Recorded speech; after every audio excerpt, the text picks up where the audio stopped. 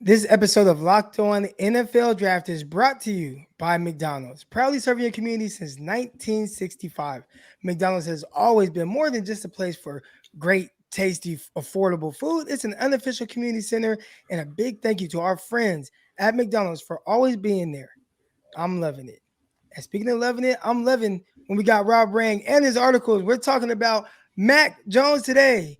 All right, he has an article coming out on Mac Jones. We're going to talk about just his impact on the Patriots. We're going to talk a little bit about some landing spots for quarterbacks. You know, how much does it matter where you're drafted to? And of course, we'll touch on some rookie prospects playing in the Thursday night game between the Patriots and the Atlanta Falcons. So we're going to get to all that and more. Keep it locked right here on Locked On NFL Draft.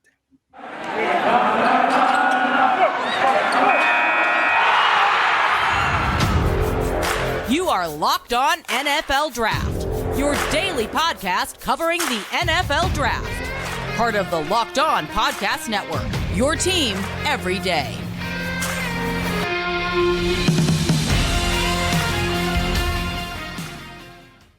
Welcome to another episode of the Locked On NFL Draft. I'm your host, former NFL and NFL defensive back, Eric Crocker, and I'm joined by Rob Rang today. And we want to thank you guys for making us your first listen of the day. Ryan Tracy will be joining us soon, all right, but he'll be here shortly. But Rob, you already know, man, we're jumping into it. It's Thursday episode. We're getting right into your article of the week for Fox Sports. So let's know a little bit about what you're working on. Yeah, I appreciate that, Eric. I mean, that's the latest article on foxsports.com that I've written is going to be basically a breakdown of the two rookie quarterbacks. Trevor Lawrence, of course, drafted number 1 overall by the Clemson Tigers by the Jacksonville Jaguars. I mean, he was selected to be the savior in Jacksonville. And yet it was Mac Jones, the 5th quarterback selected in the first round, that has wound up, at least so far, over the first 10 games for Mac Jones, first 9 games for Trevor Lawrence. It's been Mac Jones who has been the best quarterback among the rookies so far in this season. And so that has been absolutely a shocker for a lot of people out there. Now, I know that you and I were a little bit higher on him the most. We kind of acknowledge that he has that great accuracy from the pocket, that he just had a different level of feel in the pocket, his ability to kind of step up. But I think that there still have been a real kind of surprise throughout the league and certainly in the media with how quickly that Mac Jones has been able to have a great deal of success. And at the same time, how much that Trevor Lawrence has struggled. He has been solid at times, and I think the fact that the Jacksonville Jaguars were able to have that victory over here a couple of weeks ago against the Buffalo Bills, one of the best teams in the AFC and perhaps in all of the NFL, that definitely has put Trevor Lawrence's stock on the rise at this point.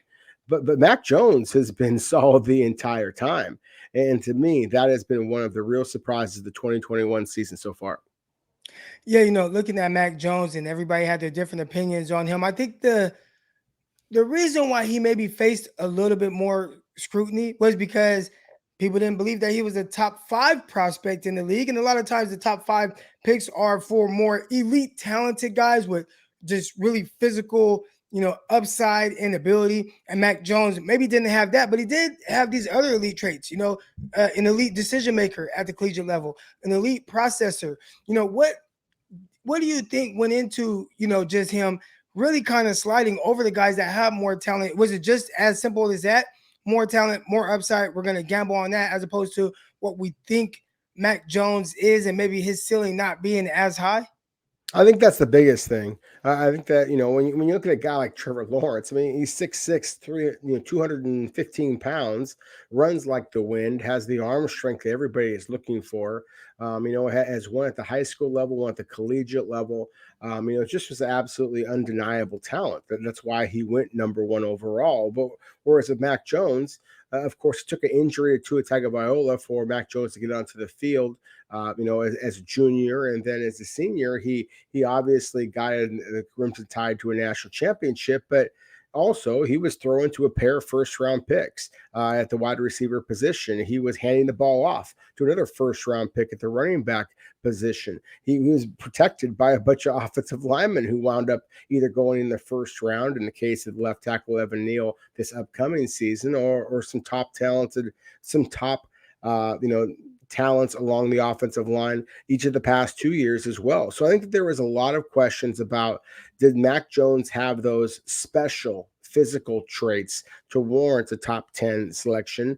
And then when you have a guy who is basically considered to be kind of the flavor of the week a little bit at Alabama, a team that just continually produces players but doesn't necessarily have the greatest of history at the quarterback position, I think there was a lot of skeptics out there. But it's hard to be a skeptic when you really put in the tape and watch what Mac Jones has been able to do for New England so far this season. I mean, he really has been spectacular. He's been especially good in the short to intermediate passes, taking some of the easy passes, the screens, the deep outs, and things like that, but also the combo routes, the deep balls. Those are some of the things that he showed a special accuracy back at Alabama. But again, he was surrounded by such talent. But think about the wide receivers the New England Patriots have. I mean, you're being led by Jacoby Myers and Kendrick Bourne at this point. Those are two undrafted free agents. And one of the big knocks on Mac Jones was, would he be able to be successful in the NFL when he didn't have wide receivers who are as gifted as Alabama's? He is proving that he absolutely can. Do you think that, obviously kind of hurt him and made him slide a little bit, just kind of seeing the talent that was around him? And I mean, you talked about the receivers like that he played with in the last year, Jalen Waddle, Devontae Smith, but even more than that, he had Najee Harris. He was the first running back taken in the NFL draft. I believe he was taken before Travis Etienne, or they were taken in the same area.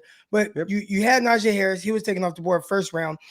In the previous year, late in the year, I think he started like the last 4 games or so. He was able to throw to guys like Jerry Jeudy, Henry Ruggs, and they just had so many weapons, so much talent, and they had some guys drafted from the offensive line as well.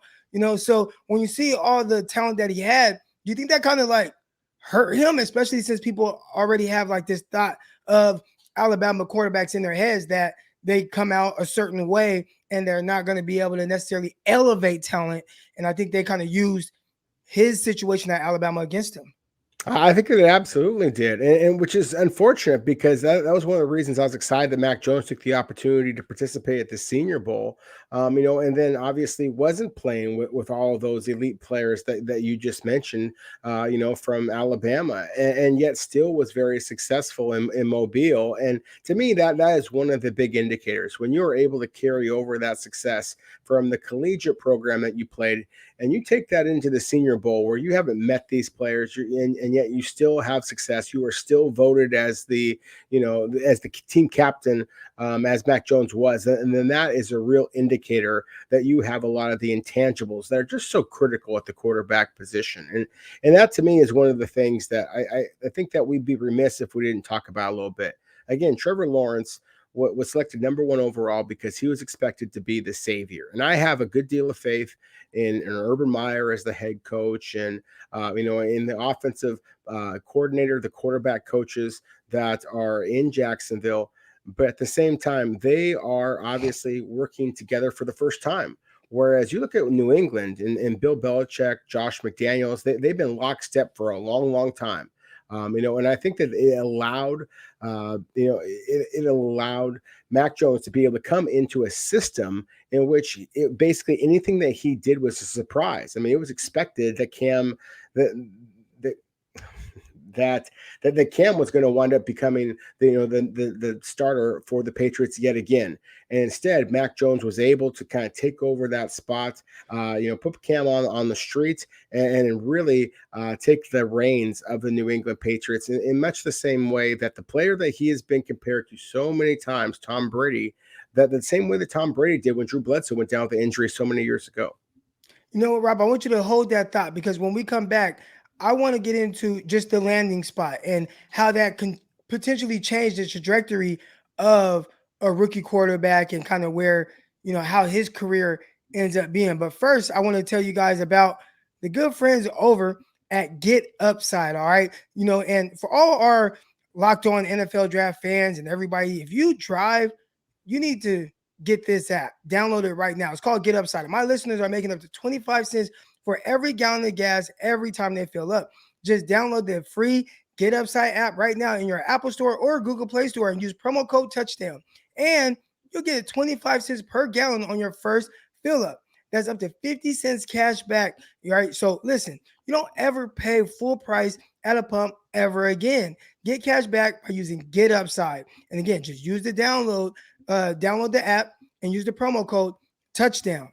All right. Now, most of our people, if you're driving a whole lot, they're making up to $200-$300 back in cash. And they're doing it by using this app. You'll have to look on the app to find out what gas stations near you qualify this, but it's very simple. And to get the money back and be able to cash out, that's simple as well. You can use your bank account, PayPal, e-gift card, Amazon, whatever else you use. So right now, just go download your free Get Upside app and use the promo code Touchdown and get back as much as 50 cents a gallon cash back on your first take. Again, that's promo code Touchdown.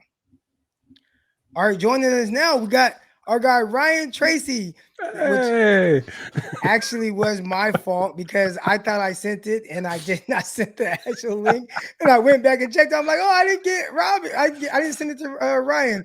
And we were waiting like, where's Ryan at? I'm like, oh, I don't know. The whole time I didn't send the link. So we got him here. He's good. He's happy. He's in a good mood. And we're talking about just landing spots for rookie quarterbacks. All right. So Ryan, I just kind of want to get your thought on how much can the landing spot for these rookie quarterbacks impact the trajectory of their career? I think it can be probably the bottom line when it all comes down to it. Just ask Sam Darnold, as far as I'm concerned.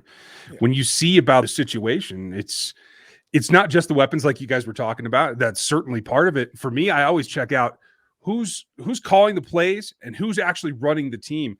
I actually kind of prefer a team where the head coach is the signal caller if I'm a rookie quarterback, because I know the buck's going to stop there. It's going to be me and him. We're going to figure this out and we're going to do what we do. Too many cooks in the kitchen is something that always kind of concerns me with the rookie quarterback, but that's just my take. Like, I think history is on both sides of it. Just depends on the situation. Yeah. Now, Ryan, Rob, what are your thoughts on that? Just because we've seen some guys, and you look at the top of this draft, right? You have a Trevor Lawrence that goes to Jacksonville and he's going to a situation, like you said earlier, whole new coaching staff. There's no culture that has been set there. And you bring in a guy like Trevor Lawrence who's brought in to be the savior. And everybody knows that the type of immense talent that he has, but he comes in and things are just a little chaotic. Also, you have Zach Wilson going to the Jets. And I was a little surprised with how much of a no-brainer that was for the Jets to just say, hey, regardless of anybody else in this class, other guys that have been more successful longer or whatever the case is, maybe have, bigger in stature or whatever. He's had his injuries and up and down time at BYU, but he had a terrific junior year. And they're like, look, that's the guy, no matter what.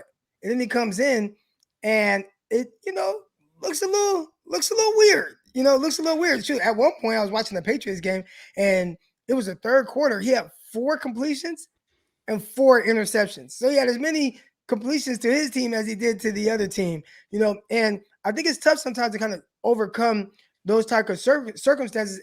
And when you look at the New England Patriots, they are a team. You talked about Jeff McDaniels being there, Belichick. I mean, those are guys that have been there for so many years. How much of an impact do you think that have on a guy like Zach Wilson or Trevor Lawrence? And can that ultimately kind of hurt these guys? Oh, I think that it absolutely can, and I think that the player that Ryan just mentioned and Sam Darnold, I think, is a perfect example of that. And I would argue again, is just sticking with the New York Jets and with Zach Wilson, as you just mentioned, Eric. Robert Saleh, the defensive coordinator previously in the San Francisco 49ers, was a defensive coach with the Seattle Seahawks. But again, the operative word here being defense. And he is the head coach, first-year head coach, and they draft Zach Wilson. And I just thought that was a really difficult landing spot for him, not just because of who's going to be calling the plays, but the relative lack of talent around him. Now, I give the Jets credit. I think the signing Corey Davis was a big move for them. I think that drafting Elijah Vera Tucker to be their left guard and putting him next to Mekhi Becton, one of the better left tackles in the game, in my opinion, or at least the young left tackles, I think it was a big move for them. But still, to make that jump from BYU to the the main streets of New York, I think is a big time jump. And when you don't have a head coach who has very much offensive experience in that regard, then I think it just makes it more difficult. And it's one of the reasons why, even though he's only started one game, he's only played in 4 games so far, I still am really, really intrigued by what Trey Lance is going to be able to do with Kyle Shanahan. And I know that's right in your wheelhouse, Eric. And I know that Jimmy Garoppolo just helped the 49ers have a spectacular, shocking by some standards, victory over the Los Angeles Rams with how well the 49ers played. But I think that it just kind of goes to show that running the football really can help quarterbacks. And again, in this case, it was Jimmy Garoppolo. But I think that with Trey Lance, that he is in a very good position because he does have a head coach who understands offense and has helped quarterbacks be successful in the past. You look at the Jacksonville Jaguars, Urban Meyer. Again, I have a great deal of faith in Urban Meyer. I have a great deal of faith in Brian Schottenheimer, as well as Darrell Bevell. They were critical to the success that Russell Wilson had in Seattle. But at the same time, this is the very first year that all of these guys have worked together. And so I think that it's just put that much more pressure on Trevor Lawrence to be able to have that type of success. And so to get back to your initial point, I do think that rookie quarterbacks that are pushed onto the field very early in their NFL careers, if they don't have a coach who knows what he's doing or is very astute in play calling, that can absolutely stunt the growth and perhaps drop the prospects of rookie quarterbacks. There's a flip side too, because the Broncos took all kinds of static for their decision in this last draft not to take Justin Fields. And when you think about it, whatever struggles he's had in Chicago and with the Nagy staff, certainly everybody can document that's a Bears fan. If you take a look at the opposite, if you're working for a head coach that is a defensive coordinator that is now elevated to the head coaching position, you have a coordinator in Pat Shurmur that is not exactly known for fostering and teaching as much as utilizing scheme, right? I feel like for Justin Fields, the opposite side of the coin has actually come to fruition and been a better place for him should he have landed in Denver. I don't know that he'd be faring any better than he is right now. I think it's a really good point. At the same time, I just think that in Patrick Surtain, the Denver Broncos made the right pick. I mean, this is a really good football player. I think that they basically were able to get Teddy Bridgewater for pennies on the dollar, and that's one of the reasons why they're still being very competitive in the AFC West. So I think that's a good point. I just think that the Denver Broncos wound up making a really savvy selection for themselves, recognizing their strengths, recognizing this is a team that's built on defense. You still have a young quarterback in the fold in Drew Lock. Maybe he is going to mature enough behind Teddy Bridgewater to be able to kind of take the reins there. And I'm a big, big fan of Justin Fields. But I also think that the fact that Chicago just doesn't expect too much, they basically put their chips on the table and said, all right, can you, Justin Fields, be able to take us to the promised land? And that's one of the reasons why there are some people in Chicago right now who are pretty excited about the upside of their franchise, despite the fact that they don't have a lot of wins to show for it just yet. Yeah, a lot going on right there with the quarterback situation. And we're not done talking about quarterbacks yet, because we're going to get into the Thursday night football game where you have the Atlanta Falcons against Mac Jones and the New England Patriots. But first, I want to tell you guys about our friends over at BetOnline. And right now, BetOnline remains your number one spot for all your basketball and football action this season. Head over now to their updated desktop and mobile website to sign up today and receive your 50% off welcome bonus on your first deposit. Just use our promo code Locked On to receive your bonus. Now, from basketball, football, baseball when it's in season, NHL, boxing, UFC, right to your favorite Vegas casino games. Don't wait to take advantage of this amazing offer that's available throughout the 2021 season. So, BetOnline is the fastest and easiest way to bet on all your favorite sports. That's BetOnline, where the games start. And this is a game I don't know if I would bet on, because I'm not sure which way to go with this. You got the Atlanta Falcons against the New England Patriots, and the Patriots are hot right now. They're on this hot streak. You got Mac Jones. He's playing well. The defense. I think, Mac Jones, because he's a rookie and he's getting a lot of the love there and he's making these throws. He's been efficient. Awesome. But that defense is taking the ball away at a high rate. I feel like every time I watch the Patriots, there's a defensive back running into the end zone or just taking the ball away. JC Jackson, he's having another terrific season. But Mac Jones, what are you guys looking forward to seeing from him against the Atlanta Falcons on Thursday Night Football? Well, I'm just go ahead. I just want to see more of the same. I want to see him take the next evolution and be able to, I think, exploit what he should see as a couple more opportunities, in my opinion, and really get them on that point where you can feel like they don't have to rely on the turnover game, where that's not the thing that separates for them. I'd like to see them settle down and just kind of grind one out. I like the run game still. I think it's his friend, so why not use it, right? Right. Now, there's a big tight end who's a rookie on the other side. So, Rob, I would like to know, like, what are some of your thoughts on what you've seen so far from Kyle Pitts?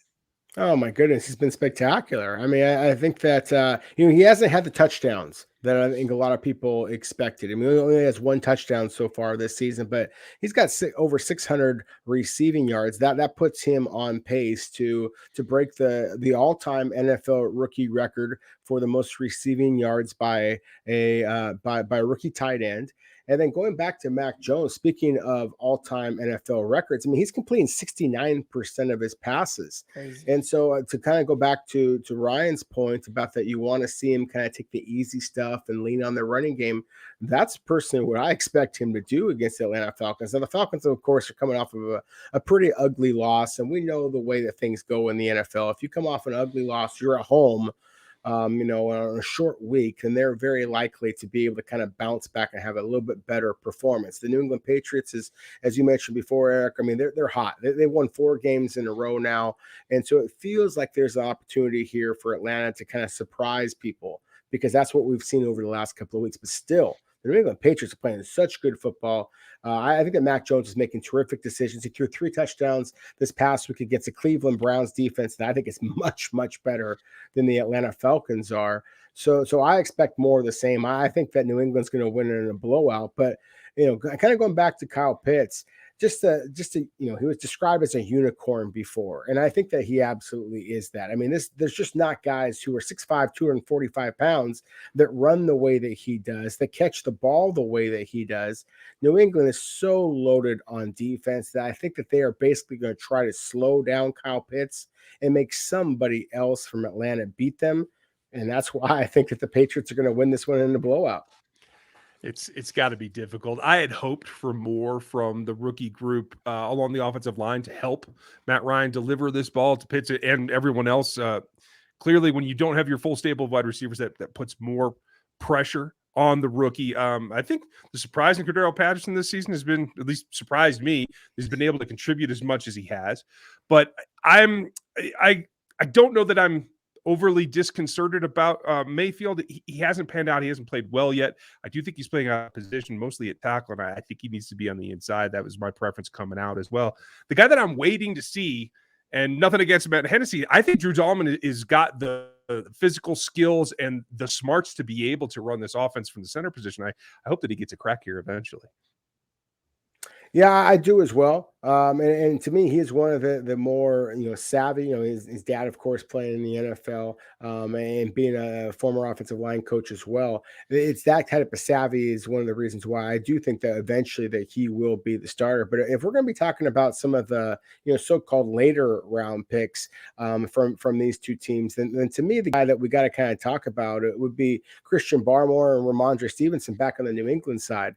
Ramondre Stevenson, again, like Mac Jones a week ago against Cleveland, Ramondre Stevenson had his opportunity. I mean, he had 20 rushes for 100 yards. That's a pretty cool 5.0 average. Had a couple of touchdowns. If he continues to get his opportunity, again, this Atlanta Falcons defense, I think, is one that you can run right up the gut and be able to have some success. So it's going to be interesting to see if he gets that opportunity. And then Christian Barmore, everybody is talking about Mac Jones, but it's the quote-unquote other Alabama guy that I think also has really solidified New England's defense on the inside. Just a big, strong man. He hasn't started that many games for the Patriots, but he's played in every single one of them. Is tied for the Patriots lead with 5 quarterback hits among the defensive linemen. Matt Judon is way above everybody else in the Patriots, but still for a defensive tackle after a year in which we didn't see a single defensive tackle go in the first round, To see Barmore come in as a second-round pick, it's just kind of the Patriot way. They just get a different level of value than most other clubs in all of the NFL. Yeah, well, Richie Grant, that's another guy, safety out of UCF. That I've been, you guys, I love watching my secondary guys, but that's a guy who I'm looking forward to finally getting a chance to see, right? I mean, you don't see too much Atlanta Falcons on TV, but that was somebody who a lot of people are really high on coming out of UCF. And I'm looking forward to seeing what type of impact he made. He was an older guy. Sometimes those older guys, they get a knock a little bit when they're coming out. He's 24 years old already. So, he's had some action with the Atlanta Falcons. I'm interested to see, what type of impact he has on this game, and if he maybe be able to pick off a guy like Mac Jones, who's been extremely efficient with the ball lately. Yeah, that's one of the things about Richie Grant. I mean, the kid's a playmaker. I say kid laughingly because I'm twice his age, basically. But I just see him as a guy that can make plays. And again, if we want to just kind of shower praise on Mac Jones, New England Patriots, one of the ways that Mac Jones has had a lot of success, it has not necessarily just been those wide receivers that we mentioned before in Bourne and Myers. Hunter Henry has been a huge addition for New England. He also had 2 touchdowns this past week. And so Richie Grant playing in the box might be able to slow down that tight end game for the New England Patriots. And let's see if Mac Jones might be able to throw the ball over the top and try to beat the Atlanta cornerbacks rather than focusing on their safeties. Yeah, man, big time game, big time matchup. A lot of interesting rookie prospects in that game. All right, well, we're going to end on that note, and we're going to, talk about some of the prospects coming up in the weekend games with the college football guys. All right, so keep it locked right here. And we want to thank you guys for making us your first listen of the day. From Ryan Tracy, from Rob Rain, and Eric Crocker. We'll see you guys next time.